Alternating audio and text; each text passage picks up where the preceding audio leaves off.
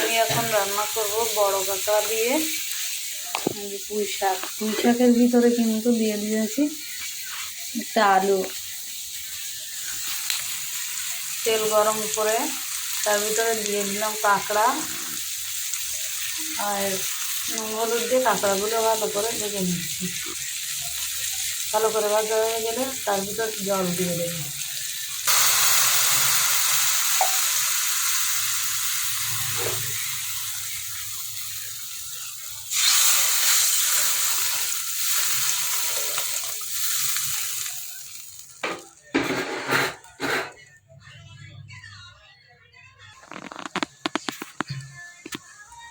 এই যে ভালো করে জলটা গরম হয়ে গেলে ফুটে আসলে তার ভিতর দিয়ে দেব যে পুঁই শাক আর আলু।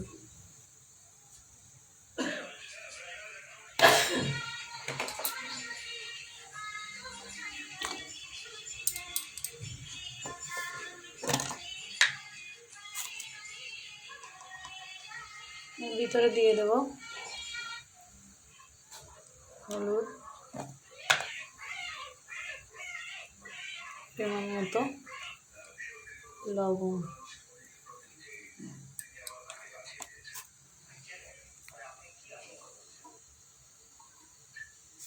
তার ভিতরে দিয়ে দেবো এই যে কাঁচা লঙ্কা চিরা।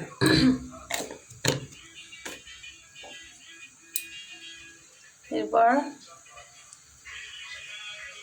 তরকারিগুলো নরম হওয়ার জন্য একটু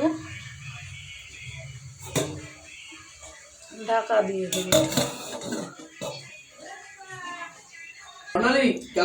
ফোড়নের জন্য দিয়ে দেব, ফোড়নের জন্য বেছে রেখেছি যে রসুন।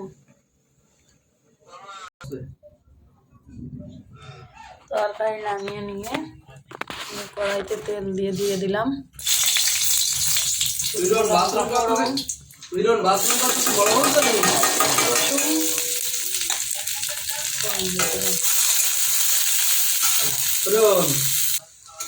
রসুন লাল লাল করে ভাজা হয়ে গেলে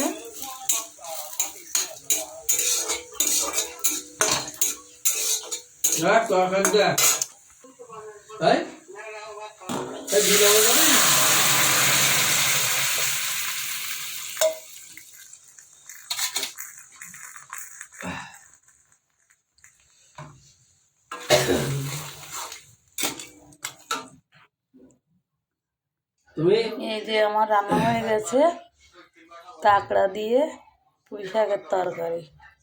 কে কে খাবেন চলে আসুন।